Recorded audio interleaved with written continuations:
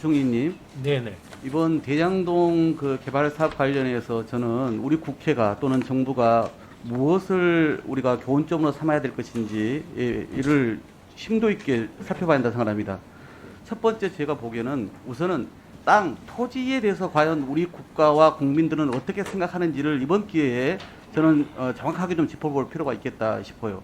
땅을 갖고 있는 사람만의 것입니까? 뭐 일정 부분 뭐 공적 기능이 있다고 많이 지적을 합니다. 일정 부분 공적 기능 정도가 아니라 이런 거 아니겠어요? 땅은 자연으로부터 나온 것이죠. 누가 만들어낸 것이 아니지 않습니까? 네. 그렇기 때문에 이 토지에 대한 소유권은 모든 국민에게 있다. 이게 이제 토지 공인 개념의 기본적인 어떤 그 문제 의식이고 또 헌법에 지금 담겨 있는 부분인데 이게 좀 더 보강돼야 한다는 얘기가 있지 않습니까? 그러니까 결국은 토지의 효율적인 활용을 위해서 사용권이라든가 처분권은 부여를 하더라도 결국 그 토지로부터 발생한 이익, 즉 지대라든가 불로소득에 대해서는 이건 공유하는 것이 맞다. 이게 이제 시장 친화적인 토지 공개념이라는 거잖아요.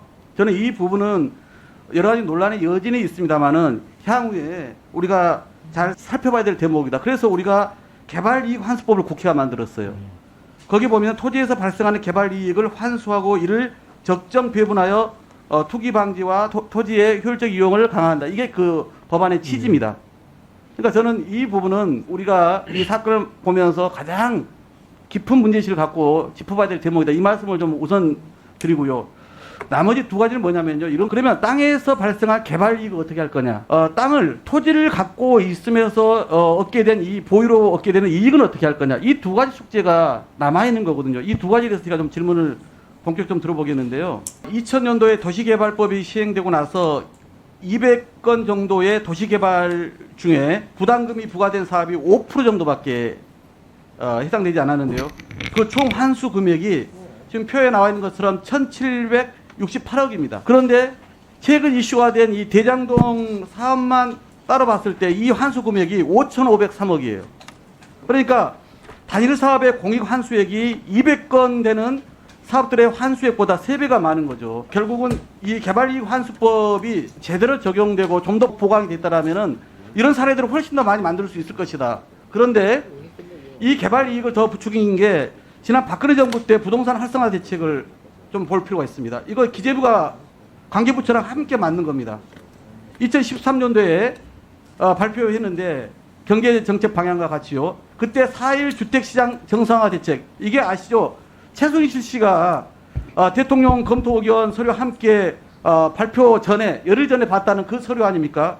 그러니까 이 4.1 대책 문서에 보면 개발 부담금 면제를 비롯해서 분양가 상한제, 전매 제한 등의 규제 완화, 공공주택 공급 축소 이런 내용들이 들어가 있어요.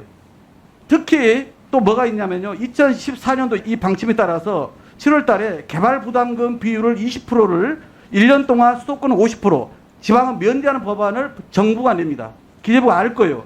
그리고 그 직후에 또 2015년도 이장우 새누리당 의원들을 포함한 새누리당 의원 11명이 개발 부담금을 1년이 아니라 3년 동안 특례를 또 적용하는 내용을 냅니다. 아마 이 감면 특례가 없었다면 대장동 같은 경우는 최소 958억 정도가 추가 환수가 가능했습니다. 그러니까 결국은 정부와 국회가 또 당시 한나라당이 이런 여러 가지 조치를 취해놓은 것입니다.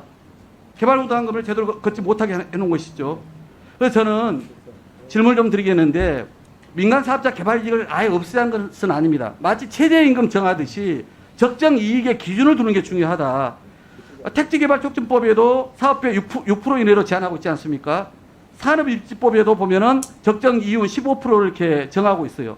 그래서 저는 이런 막대한 개발 이익이나 개발 비리 커넥션을 막기 위해서 정부가 이런 그 토지 불로소득과 관련해서 적정한 이익만 인정하는 이런 법의 보강이 필요하다 생각하는데 어떻게 생각하십니까? 예, 의원님, 저는 뭐 의원님 의견에 같이 합니다. 과도하게 사회적으로 용인하기 어려운 수준의 과도한 이익이 발생한 것에 대해서는 뭐 사회적으로 잘 공감이 안 될 것 같고요. 그런 측면에서 지금과 같은 보조적 장치를 검토하는 것은 뭐 가능하다고 생각합니다. 적극 검토해 주시기 바라겠고요. 토지 소유와 관련해서 한번 좀 보겠습니다. 개인 상위 1%가 전체 토지 32%, 법인 상위 1%가 76% 갖고 있는 대한민국입니다. 그 편중이 갈수록 심각해집니다.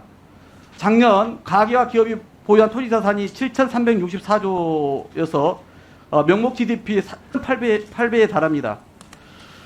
OECD에 비해서 우리나라가 보유세 비중이 35개 국가 중에서 네 번째로 낮은 수준이라는 것은 잘 알고 있을 거예요. 저는 결국은 이제 문제 출발점은 바로 이런 토지 불로소득에서 나오는 것이다. 이렇게 이제 보고 있습니다. 투기적인 그 토지 보유 형태를 완화하기 위해서는 토지의 보유세를 부과하는 것이 바람직하다. 당연히 이렇게 생각을 하고 있어요. 그래서 핵심은 이 토지 보유세 등 신규 세목은 또 여러 가지 논란을 일으킬 겁니다. 어제도 부총께서 말씀하셨는데 기존의 재산세나 종부세하고 또 추가적인 어떤 그런 세금을 부담하는 거기 때문에 논란이 불가피하다. 국민의 저항 없이 국민 모두에게 득이 되는 그런 구조를 설계하는 게 정부의 책무다. 이렇게 생각을 해요. 그래서 질문 좀 드리겠습니다. 기존 종부세는 지금 거두면 이게 다 어디로 갑니까? 지방으로 가죠. 지방정부로 다 가지 않습니까? 종부세는? 네네, 그렇습니다. 그런 것처럼 저는 현 세대와 미래 세대의 공동 자산이라고 할 수 있는 이 토지로부터 생겨난 불로소득의 일부를 조세로 환수해서 국민 모두가 골고루 누릴 수 있도록 해야 된다. 그래서 토지 보유세 문제를 종부세까지 연계해서 이제는 보다 구체적인 방안을 논의할 때가 됐다. 이렇게 생각하는데 우리 부총님 생각 어떻습니까? 지금 의원님께서 말씀하신 내용에 그런 정도의 국토보유세가 논의가 되려면 저는 국민적 공감대가 충분히 좀 있어야 되지 않는가, 공론화 과정이 있어야 되지 않을까 싶습니다. 공론화 과정과 또 국민적 공감대 형성을 토대로 해서 논의가 돼야 되지 않을까 이렇게 생각이 됩니다. 예, 부총리님 간단하게 세금 납부와 관련해서 비정상적인 두 가지에 대해서 한번 좀 확인을 좀 하려고 합니다. 하나는 우선 그 재직 중에 근로자 퇴직급여 보장법에 의하지 않고 지급된 유로금은 모두 근로소득으로 봐야 되는 거 아닙니까? 이게 퇴직급여가 아니니까. 네, 이건 뭐 제가 기재부한테 받은 입장이니까요. 곽상도 의원의 아들이 이미 본인 스스로 진술을 다 한 상황인데 그러면 이제 부당급여와 부당퇴직금과 관련한 정황이 있으면 세무조사는 마땅히 해야 되는 것이죠. 그래서 법정퇴직금이 아니라 대가성 부당급여라면은 당연히 가산세를 포함해서 고율의 세금을 추징하는 게 마땅하고요. 그것은 당연히 원천징수한 법인하고 그 수령자 모두에게 또 이루어져야 될 겁니다. 그래서 세무당국 엄정하게 이 문제에 대해서는 조사할 수 있도록 관리해 주시기 바랍니다. 그 결과를 좀 보고해 주시겠습니까? 이건 뭐 저희 기재부가 하기보다는 그냥 국세청이고는 곧 처리해야 될 문제가 아닌가 싶습니다. 피해가지 마시고요. 어차피 국세청에도 물어볼 텐데 경제부총리로서 이런 문제에 대해서는 바로 잡으셔야죠. 그리고 다국적 기업들, 특히 그 디지털 상거래하는 다국적 그 기업들의 조세피 이 문제를 좀 대응하려고 이제 글로벌 최저한세 도입 논의하고 있지 않습니까? 네네. 그런데 이런 디지털 다국적 기업 못지않게 우리나라 신외관법 있죠. 이 주식회사의 외부감사법인데 여기 따라서 이제 첫 공개된 글로벌 스포츠용품 나이키 코리아 실적을 보고 나서 깜짝 놀랐습니다. 매출이 1조 5천억이에요. 그런데 당기 순손실이 59억 7천만 원입니다. 그러니까 1.5조를 벌고 60억 손실이라고 이렇게 하면 국민들에게 쉽게 받아들이겠습니까? 명품 브랜드 루이비통 코리아 매출 한 1조가 넘는데 여기는 영업이익이나 당기순이익이 뭐 꽤 늘었습니다. 177%, 뭐 284%. 샤넬 코리아는 매출 감소에도 불구하고 영업이익이 늘어났다고 되어 있어요. 당기순이익도 마찬가지고요. 그러니까 되게 이런 것은 납득이 되지 않는 경우인데 왜 그럴까를 저는 기재부가 살펴볼 필요가 있다고 생각해요. 무슨 말인지 알 겁니다. 그러니까 법인을 이제 자기 본국에다 두고 소득 얻는 국가에서는 이자나 배당, 사용료 이런 데 자본소득을 모 회사 소재로 옮기는 아까 얘기했던 그 다국적 디지털 회사하고 크게 다르지 않은 수법인 거거든요. 이 문제도 이제 어떤 식으로 대책을 세워야 되지 않겠습니까? 예, 지금 디지털세 관련해서는 주로 한 100대 기업 정도의 큰 기업을 대상으로 하고 있어가지고요. 거기에 포함되지 않는 기업에 대해서는 별도의 저도 거버넌스 대책이 필요하다고 생각합니다. 과소자본세제라는 그런 취지가 있지 않습니까? 거기에 입각해서 이런 형태에 대해서는 더 철저하게 조사를 하시고 대책을 네. 수립을 해야 될 것 같습니다. 네네. 수소 경제에 대해서 하나 좀 여쭤볼게요. 뭐 수소 에너지가 어디서나 구할 수 있고 이산화탄소 배출 없고 공급이 불안정한 신재생 에너지 단점 보완한다는 그 강점은 잘 아실 테고 기재부가 올해 3대 국가 전략 기술 반도체, 배터리, 백신은 이제 세제 지원 방안을 추진하고 있지 않습니까? 네. 그런데 이 수소 산업도 이런 시장에 못지않게 블루오션이라고 다 평가를 하고 있잖아요. 네네. 반도체가 세계 시장 규모가 4,700억 달러라고 하는데 수요 경기도 향후에 3천조 세계 시장을 얘기를 하고 있거든요. 그래서 우리나라 정부도 수소법을 세계 최초로 만들었고 국내 기업도 43조 투자 계획을 갖고 있는데 문제는 정작 현재 수소산업 지원이 수소차와 충전소에만 국한되어 있습니다. 수소산업이 수소차하고 충전소만 있는 게 아니잖아요. 네. 그래서 저는 이 부분에 대해서 국가 전략 기술로서 아까 그 세 개의 산업뿐만 아니라 이 수소산업 전반에 대해서도 투자와 개발이 될 수 있게끔 위인책으로서 이 문제에 대해서는 세액공제 확대를 전향적으로 검토를 좀 해야 되고 또 수소 생태계 모든 분야에 대해서 종합적인 좀 지원이 선행돼야 되는데 그거 없이 너무나 지금 일부만 가지고 말로는 뭐 세계 시장을 선점하겠다 얘기를 하면서 실제 뒷받침하는 제도는 부족한 형편인 것 같거든요. 예, 의원님 두 가지인데요. 하나는 아까 국가 핵심 전략 기술에 반도체 배터리 백신이 있지만은 그거에 플러스 알파에서 저희가 말 그대로 핵심 전략 기술을 선정하려고 그러는데요. 뭐 저는 그게 아직 선정이 다 안 끝났지만은 수소와 관련되는 기술 개발이라든가 이런 사안들이 거기에 해당이 된다면 충분히 선정할 수 있을 것 같고요. 두 번째는 우리 정부 들어와서 수소 경제 육성 로드맵을 갖다가 발표하고 일관성 있게 추진해 오고 있습니다.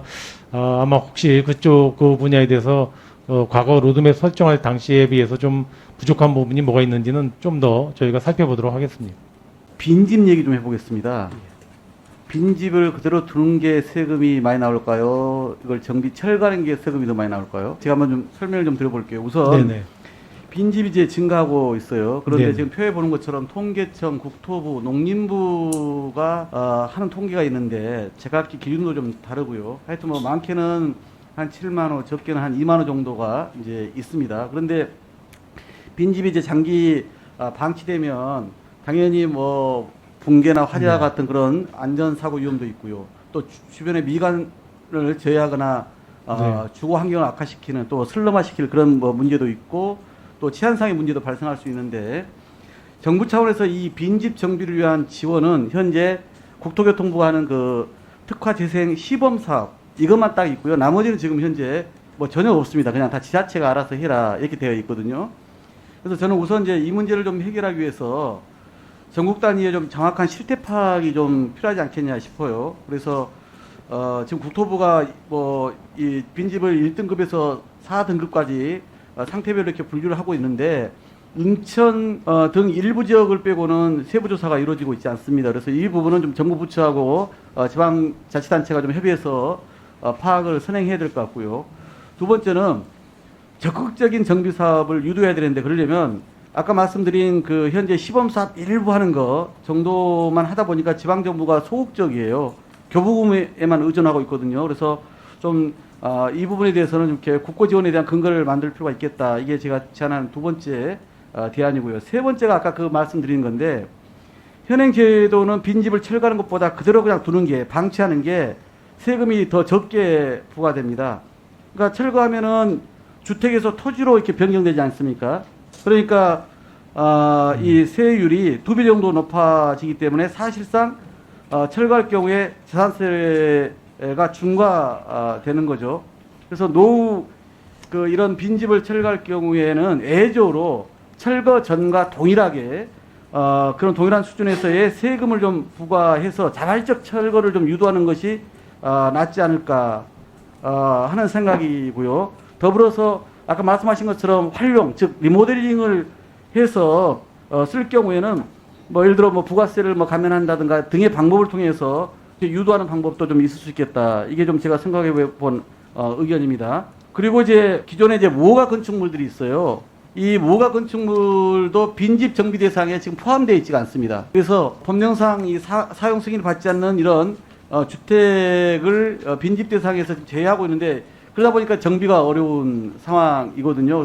기존 이런 무허가 건축물도 빈집 정비 대상에 포함을 좀 시켜야 되지 않을까 하는 생각이고요. 끝으로는 이제 이 빈집들은 이제 소유자가 과연 누구인지 이게 찾는 게 되게 어려움을 좀 겪을 수 있지 않습니까? 결국은 이제 행정기관에서 정보 제공에 대단히 미온적이다 보니까 또 어려움을 겪고 있다고 그래요. 그래서 저는 이 부분도 그렇다고 해서 계속 이걸 방치할 수는 없기 때문에 행정비용이나 이런 아까 말씀드린 사회적 비용도 들어가기 때문에 그 부분에 한해서만 개인정보 활용의 근거를 만든다든가 이런 대책들이 좀 필요한 게 아닌가 싶은데 관련해서 제가 좀 한 5가지 정도 좀 대안을 좀 이렇게 말씀드려봤습니다. 한번 의견 있으시면 주시기 바랍니다. 5가지 말씀드렸는데 아까 빈집 실태조사는 이거는 뭐 지자체하고 중앙정부가 같이 한번 한다든가 하는 그런 정비가 필요할 것 같습니다. 그리고 아까 시범 사업하는 거에 대한 일부 국고 지원 문제라든가 빈집 철거 시에 재산세 차이가 있어서 자발적인 철거 유도하기 위해서 이런 조정하는 문제는 한번 검토해 볼 필요가 있지 않을까 싶고요. 아까 빈집 철거를 활용하고 또 소유자를 파악하는 거 다 저도 뭐 올바른 지적이라고 생각합니다. 무허가 건축물을 빈집에 포함시키는 것이 저는 이 빈집하고 같은 레벨인지는 그거는 잘 좀 이해는 안 되는데요. 그래서 그 문제도 포함해서 저희가 관련 부처하고 한번 얘기를 해보겠습니다. 네, 알겠습니다.